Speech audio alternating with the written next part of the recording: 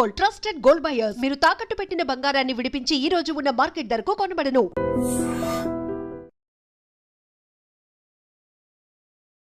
Hi hello నమస్తే, welcome back to iDream media. ఈరోజు మనతో ఉన్నారు జీటీఏ ఫౌండర్ అయిన విశ్వేశ్వర రెడ్డి గారు. ముఖ్యంగా లేటెస్ట్ అమెరికన్ అప్డేట్స్ గురించి సార్తో మాట్లాడదాం.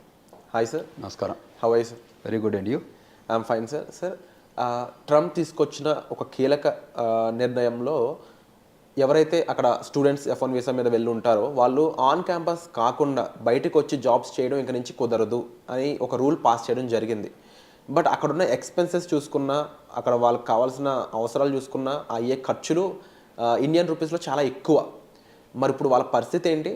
వాళ్ళకి అక్కడ ఎంబసీ ఏమైనా సహాయం చేసే ఛాన్సెస్ ఉన్నాయంటారా? Okay, very good question. యాక్చువల్గా ట్రంప్ వచ్చేసి ఎప్పుడు కూడా ఇది అనాథరైజ్డ్ వర్క్ చేయొద్దు అనేది ఇప్పుడు కొత్త పాలసీ కాదు. It has been there for many years.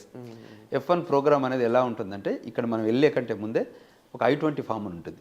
I-20 ఫామ్లో క్లియర్గా మనకు చెప్తారు ఫీజు, ఎడ్యుకేషనల్ ఫీజు ఎంత అని, తర్వాత బోర్డింగ్ లాడ్జింగ్ ఫీజెస్ ఎంత అని అందులో ఉంటుంది. అది మనకు తెలుసు. అంటే ఒక $20,000 ఎడ్యుకేషన్ ఫీజు ఉంటే ఇంకొక $10,000 ఎక్స్పెన్సెస్ అవుతాయి. సో $30,000 I-20 తీసుకెళ్ళి మనం బ్యాంకుకి వెళ్తాం. ఆర్ లేకపోతే మన ఓన్ ఫండ్స్ ఉన్నా కూడా, so what ever the outlook money, మనం యూజువల్గా మన అబ్బాయిని పంపించినప్పుడు 30 లక్షలు 40 లక్షలు అంటే ఇంకొక 10 లక్షలు యాడ్ చేసుకుంటాం. ఎందుకంటే చేతి ఖర్చులు పోవడానికి రావడానికి.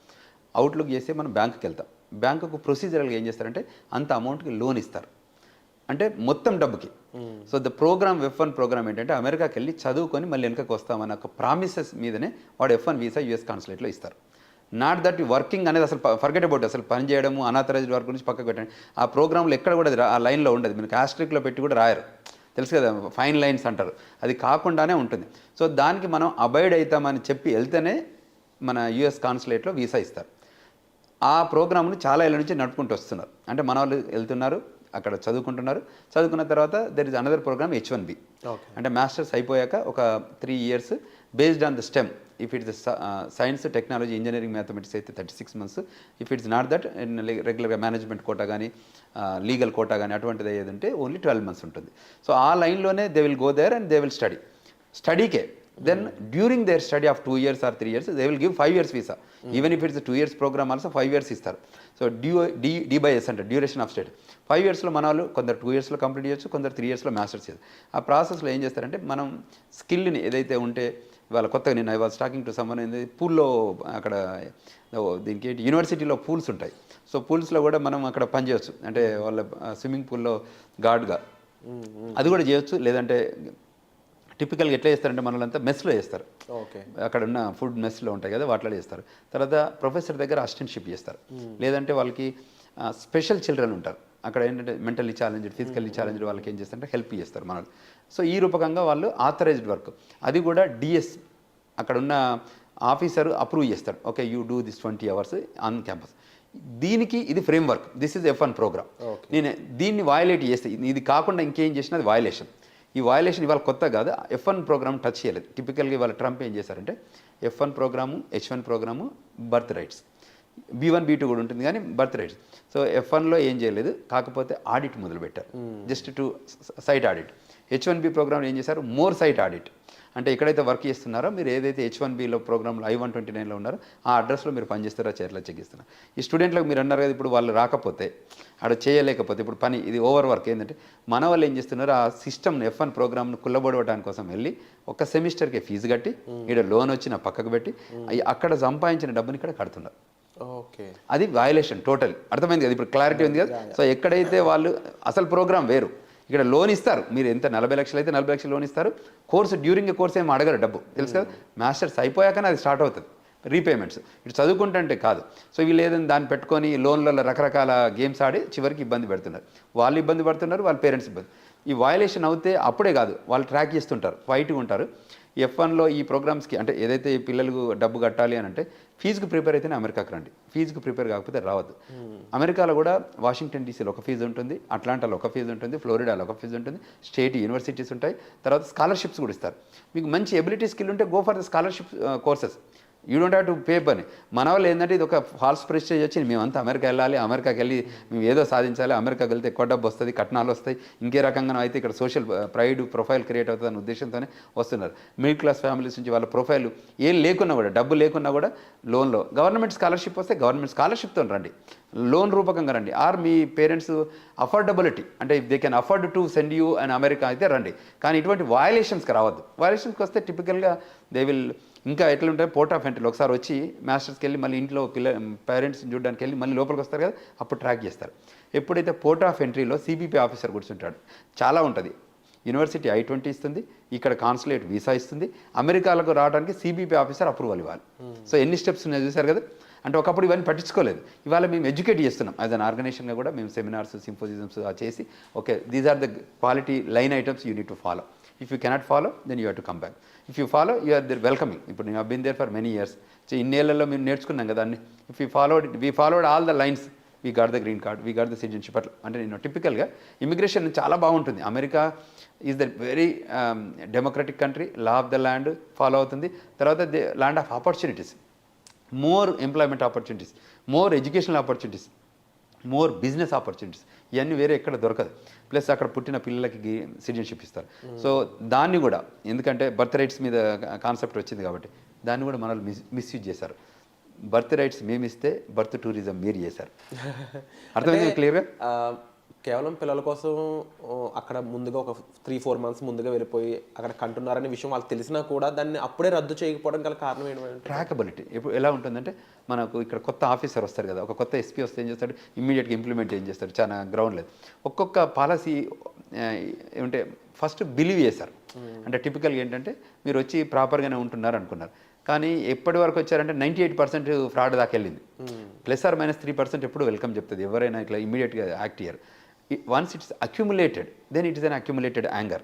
అర్థమైంది కదా మీకు? అది పర్సెంటేజ్ పెంచుకుంటూ వెళ్తే అసలు మేము అక్కడికి వెళ్ళేదే పిల్లలు కనడానికి వెళ్ళే ప్రోగ్రామ్ మీద వెళ్తే ఎలా ఉంటుంది?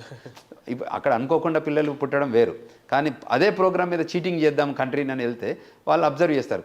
డెమోక్రటిక్ పార్టీ మోర్ టిపికల్గా లిబరలైజేషన్ ఉంటుంది, ఇది రిజిడ్గా ఉంటుంది. Republican Party they are more nation first, rightist wing of the country. So వాళ్ళు క్లియర్గా చెప్తారంటే మా కంట్రీ రూల్స్ ఫాలో అయితేనే మీరు ఉండండి, లేకపోతే మేము పంపించేస్తామని ష్రూడ్గా ఉంటారు. ఇక్కడ డెమోక్రటిక్ ఏంటంటే ప్రపంచంలో ఏ గొడవ అయినా, ప్రపంచంలో ఎక్కడ అసైలం ఇష్యూస్ అయినా, ప్రపంచంలో కొట్లాడుకున్నా కూడా వాళ్ళని తీసుకొచ్చి ఈ కంట్రీలో పెట్టుకుంటుంది. మంచి ప్రోగ్రామ్ ఉంది అందులో కూడా. మొన్న ఆఫ్ఘనిస్తాన్ వాళ్ళకి మంచిగా ఇచ్చారు, వాళ్ళకి రావడం వాళ్ళకి వర్క్ పర్మిట్ ఇచ్చారు, ఫ్లైట్లలో తీసుకొచ్చి డంప్ చేశారు, దాన్ని కూడా జియోగ్రఫికల్గా కూడా డిస్ట్రిబ్యూట్ చేశారు. వాళ్ళందరికీ ఫుడ్ స్టాంప్స్ అంటారు, ఫుడ్ స్టాంప్స్ కూడా ఇచ్చారు, అంటే వెల్కమ్ చెప్పి ఇచ్చారు. బట్ ఇప్పుడున్న పోస్ట్ పాండమిక్ రెసిషన్లో America is not welcoming.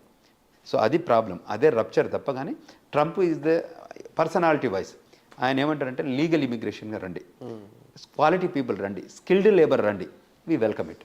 But cheat చేయడానికి వచ్చారనుకోండి, we don't welcome it, we will send you. అది సంఖ్యలు, కాళ్ళకు బంధాలు, వాట్ ఎవర్ యూ సేవ్ కనిపిస్తున్నాయి కూడా, కనిపిస్తున్నాయి చేస్తారు. అవి వయలేషన్ అయితే ఇప్పుడు నేను ట్రాఫిక్లో వెళ్తూ నేను అక్కడ ఉన్నామని కూడా నేను వయలేట్ చేస్తే నాకు కూడా హ్యాండ్ కప్ వేస్తారు. ఇట్స్ నాట్ దట్ వీళ్ళకి వేస్తారు వాళ్ళకి ఏరా ఉంటుంది. తప్పు చేస్తే ఎవరైనా, నేను DUIలో దొరికాను అనుకోండి, నాకు కూడా హ్యాండ్ కప్ వేస్తారు, అక్కడ వేసి పట్టుకుపోతారు. సో ఇన్ కేసు నేను అనేది అరెస్ట్ చేస్తే ఎలా ఉంటుంది, ఇక్కడ కూడా ఏంటంటే వయలేషన్స్ క్లియర్గా ఏంటంటే అంతకుముందు లా ఆఫ్ ద ల్యాండ్ పూర్తిగా తెలియలేదు, ఇప్పుడు బాగా తెలుస్తుంది. కాబట్టి ఈ law of the land follow కావాలి. మేముంది, లా ఫర్మ్స్ ఉంది, నాన్ ప్రాఫిట్ ఆర్గనైజేషన్స్ ఉంది. ఏంటంటే వీ వాంట్ టు ఎడ్యుకేట్. ఇప్పుడు మేము ముందు వెళ్ళాము ఒక 25 ఏళ్ల క్రితం, వాళ్ళని కూడా రావాలనే కోరుకుంటున్నాం. ఆ ప్రోగ్రామ్ని యూటిలైజ్ చేసుకోమంటున్నాం. మీరు అక్కడ కూడా సెటిల్ కండి, ఎందుకంటే generation will move on. The new generation is marching towards to America. We want to welcome every one. వాళ్ళు కూడా రావాలి, కష్టపడి చదవాలి. మీరు నేను మాట్లాడుతుంటే చెప్పామండి, $10, $12 వెళ్ళి గ్యాస్ స్టేషన్, గ్రోసరీ, లిక్కర్ స్టోర్లో పనిచేయడం ఎందుకండి? మీరు కష్టపడి చదివి మీ ఎబిలిటీ చూపిస్తే $100,000 జాబ్ ఆర్డర్ రెడీగా ఉంది. Just focus on that $100,000. Why you want ఇవంటి పని చేస్తూ భయంగా బతుకుతుంటారు. సో మోస్ట్ రీసెంట్ ఇంకా హ్యాపనింగ్ ఏంటంటే నాకు ఒక పేరెంట్ కాల్ చేశారు, మాకు every day other than my sleep hour ప్రతి మచ్ ఇమిగ్రేషన్ లాలో ఉన్న వీళ్ళందరూ రిక్వైర్మెంట్స్ వస్తుంటారు, మన ఆఫీస్ కూడా వస్తుంటారు. కాబట్టి చెప్తున్నాడు, మా అబ్బాయి అక్కడ వెళ్ళి పని చేస్తుండండి, ఏం చేయమంటారు ఇప్పుడు అంటే ఆపేయాలని చెప్పాను క్లారిటీ. యూ షుడ్ స్టాప్ అన్నాడు. అంటే సాయంత్రం 5 తర్వాత పని చేయొచ్చా అండి అన్నాడు. అంటే ఎందుకు అన్నాడు అంటే 9 to 5 వచ్చి ఆడిట్ చేస్తారట, 5 తర్వాత ఆడిట్ చేయరట అని. 5 తర్వాత CBP ఆఫీసర్కి తెలియదా, గవర్నమెంట్కి తెలియదా ఎప్పుడు వెళ్ళి ఆడిట్ చేయాలని? మనకేం తెలియదు, వాళ్ళకేం ఉంటాయి. 150 దేశాల్లో ఉన్న కంట్రీ వాళ్ళని అక్కడ మేనేజ్ చేస్తుంది ఆ కంట్రీ అంటే కామన్ సెన్స్ ఉండాలి కదా మనకు కూడా. అంటే ఇంకెంత వీలైతే అంత చీట్ చేద్దామా, ఇంకెంత వీలైతే వాట్ ఐమ్ టాకింగ్, అర్థమైంది? Very clear. అంత ఇంకా చీట్ చేద్దామని. లేదు పని చేయొద్దు, ఇది rule norms, you need to stop it. లేదంటే ఎప్పుడో దొరుకుతారు వాళ్ళు, ఇవాళ కాకపోతే రేపు కాకపోతే ఎల్లుండి దొరకడం, ఎందుకంటే పోర్ట్ ఆఫ్ ఎంట్రీ లేకుండా ఇండియాకి వెళ్ళి మళ్ళీ రాకుండా అయితే ఉండరు కదా. ఈవెన్ 10 ఏళ్ల తర్వాత కూడా వాళ్ళు వయలేట్ చేశారని వాడు గమనిస్తే 10 ఏళ్ళకి కూడా వాళ్ళు వీసా క్యాన్సిల్ చేసి పంపిస్తారు. యూఎస్ సిటిజన్షిప్ కూడా ఇంకా వినాలి ప్రేక్షకులు, అమెరికన్ సిటిజన్షిప్ న్యాచురలైజేషన్ సిటిజన్షిప్. ఇప్పుడు ఇండియాలో పుట్టి అమెరికా వెళ్ళిన వాళ్ళకి F1 కానీ H1 కానీ 140 కానీ 485 కానీ గ్రీన్ కార్డ్ కానీ సిటిజన్షిప్ తీసుకోవచ్చు. అమెరికన్ న్యాచురల్ సిటిజన్షిప్ వచ్చాక కూడా ఇఫ్ యూ వయలేటెడ్ అని అనుకుంటే మీ సిటిజన్షిప్ని కూడా క్యాన్సిల్ చేసి ఎప్పుడైనా action any time until and unless you born there. అది ఇప్పుడు ఆ బర్త్ సిటిజన్షిప్ కూడా ఇప్పుడు మొదలుపెట్టాడు. స్టే ముఖ్యంగా ఫస్ట్ రూల్ ఏదైతే స్టూడెంట్స్ ఆన్ క్యాంపస్ జాబ్స్ ఇది అయితే ముందు నుంచి ఉన్న రూలే, ఇప్పుడు కాస్త కఠినత్వంగా ప్రాపర్గా మేనేజ్ చేస్తూ దాన్ని యాక్చువల్గా ఎలా ఉందో దాన్ని అలా పాటించే విధంగా వాళ్ళు రూల్స్ మార్చడం జరిగిందని సార్ చెప్పడం జరిగింది. And at the same time ఎవరైనా సరే ఇల్లీగల్గా అక్కడ ఉన్నట్లు అనిపించినా, లేదంటే మీ ఫ్యామిలీ మెంబర్స్ ఫ్రెండ్స్ ఎవరైనా సరే అక్కడ ఉండడం అనేది ఇప్పుడు ఉన్న టైంలో కరెక్ట్ కాదండి. అండ్ దానికి సంబంధించి మీకు మరింత గైడెన్స్ ఇన్ఫర్మేషన్ కావాలనుకున్నట్లయితే మీరు సార్ లాంటి ఏ పర్సన్స్ని మీరు కాంటాక్ట్ చేయొచ్చు. ముఖ్యంగా స్టూడెంట్స్ అనే వాళ్ళు అక్కడ చీప్ లేబర్కి అలవాటు పడడం, లేకపోతే చిన్న చిన్న జాబ్స్కి అలవాటు పడడం కంటే కూడా మీ స్టడీ మీద ఫోకస్ చేయండి, మీ స్కిల్ సెట్ని గ్రో చేసుకోండి. స్టెమ్ స్టూడెంట్స్ ముఖ్యంగా మీకు చాలా ఫ్యూచర్ ఉంది, గ్రోత్ ఉంది. ఆర్టిఫిషియల్ ఇంటెలిజెన్స్ అనేది చాలా బిగ్ రేంజ్లో గ్రో అయ్యే ఛాన్సెస్ కనిపిస్తూ ఉన్నాయి. ఎంతోమంది H1s మీద వెళ్ళి అక్కడ $1 lakh అలా సంపాదిస్తున్న వాళ్ళు ఉన్నారు. ఆ కేటగిరీలోకి రీచ్ అవ్వడానికి ఎక్కువ మీరు ఫోకస్ చేసినట్లయితే you will see actual growth అనేది. సో వచ్చే ఎపిసోడ్లో మళ్ళీ కలుద్దామండి. మీకు ఎటువంటి గైడెన్స్ కావాల్సిన సార్ మీరు కాంటాక్ట్ చేయొచ్చు. Thank you so much. Thank you.